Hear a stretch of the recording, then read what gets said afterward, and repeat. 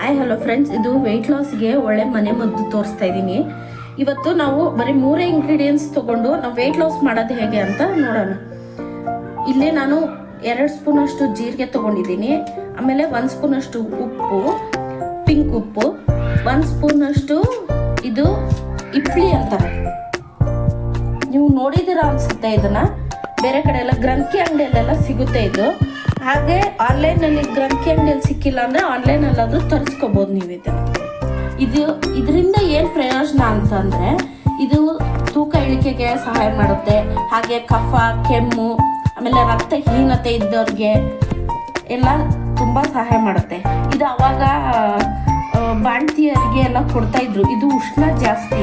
ಸ್ವಲ್ಪ ಇದನ್ನ ಹಾಗೆ ಹುರಿದು ಪುಡಿ ಮಾಡಿ ಜೇನುತುಪ್ಪದಲ್ಲಿ ತೊಗೊಂಡು ಮಕ್ಕಳಿಗೆ ಒಂದು ಅರ್ಧ ಸ್ಪೂನ್ ಕೊಡ್ಬೋದು. ನೀವು ಬೆಳಗ್ಗೆ ಸಾಯಂಕಾಲ ಆಗಲಿ ಯಾವಾಗಾದರೂ ಕೊಡ್ಬೋದು. ದೊಡ್ಡವ್ರಿಗೆ 1 ಸ್ಪೂನ್ ತೊಗೋಬೋದು. ಪಿಂಕ್ ಉಪ್ಪು ಏನಕ್ಕೆ ಉಪಯೋಗ ಅಂತಂದರೆ, ಇದರಲ್ಲಿ ಬಿಳಿ ಉಪ್ಪಿನ ಇದರಲ್ಲಿ ಸೋಡಿಯಂ ಕಂಟೆಂಟ್ ಕಡಿಮೆ ಇರುತ್ತೆ. ಯೂಸ್ ಮಾಡೋದ್ರಿಂದ ಜೀರ್ಣಕ್ರಿಯೆಯನ್ನು ಹೆಚ್ಚಿಸುತ್ತದೆ. ಹಸಿವು ಕೂಡ ಹೆಚ್ಚಾಗುತ್ತೆ. ಮಧುಮೇಹದಲ್ಲಿ ಕಂಟ್ರೋಲ್ ಸಹ ಬರುತ್ತೆ ಇದು ಯೂಸ್ ಮಾಡೋದ್ರಿಂದ. ಇವೆರಡು ಹುರ್ಕೊಂಡಾದ್ರೂ ಹುರ್ಕೋಬಹುದು. ಇಲ್ಲ ಅಂತಂದ್ರೆ ಹಾಗೆ ಸಹ ಪುಡಿ ಮಾಡಿ ಇದು ಉಪ್ಪನ್ನ ಮಿಕ್ಸ್ ಮಾಡ್ಕೋಬಹುದು.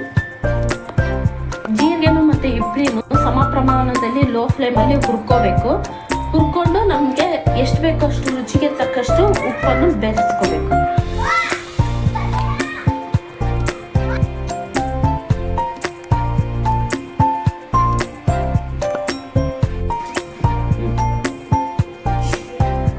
ಜೀರಿಗೆ ಹಾಕೋತಾ ಇದ್ದೀನಿ. ಈಗ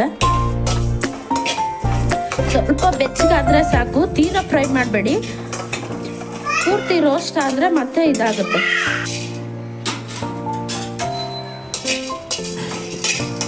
ಈ ಇಡ್ಲಿಯಿಂದ ಏನು ಪ್ರಯೋಜನ ಅಂತಂದರೆ, ಇದರಿಂದ ಮಿಸ್ ಆದವರು, ಆಮೇಲೆ ಮಿಸ್ ಕ್ಯಾರಿ ಆದವ್ರಿಗೆ ಬೊಜ್ಜು ಬಂದಿರುತ್ತೆ ಜಾಸ್ತಿ. ಇದರಿಂದ ಫುಲ್ಲು ಬ್ಲಡ್ ಕ್ಯೂರ್ ಆಗುತ್ತೆ, ಪೀರಿಯಡ್ಸ್ ಕರೆಕ್ಟಾಗಿ ಆಗುತ್ತೆ. ನಾನು ಇಲ್ಲಿ ಜಾರ್ಗೆ ಹಾಕೋತಾ ಇದ್ದೀನಿ.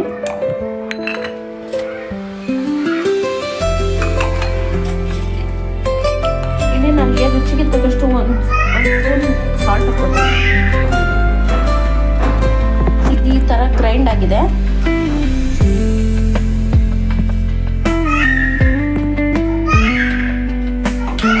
ಇಲ್ಲಿ ನಾನು ಒಂದು ಅರ್ಧ ಗ್ಲಾಸ್ ಮಜ್ಜಿಗೆ ತೊಗೊಂಡಿದ್ದೀನಿ. ಆವಾಗಲೇ ಹುರಿದು ಪೌಡ್ರ್ ಮಾಡಿ ಇಟ್ಕೊಂಡಿದ್ವಲ್ಲ, ಅದನ್ನು 1 ಸ್ಪೂನ್ ನಾನು ಈ ಮಜ್ಜಿಗೆಯಲ್ಲಿ ಹಾಕ್ಕೊಂಡು ಬೆಳಗ್ಗೆ ನಾಷ್ಟಕ್ಕಿಂತ ಮುಂಚೆ ಮತ್ತು ರಾತ್ರಿ ಊಟಕ್ಕಿಂತ ಮುಂಚೆ ಒಂದು 15 ದಿವಸ ಇದನ್ನು ತೊಗೊತಾ ಬನ್ನಿ. ನಿಮ್ಮ ವೆಯ್ಟ್ ಲಾಸ್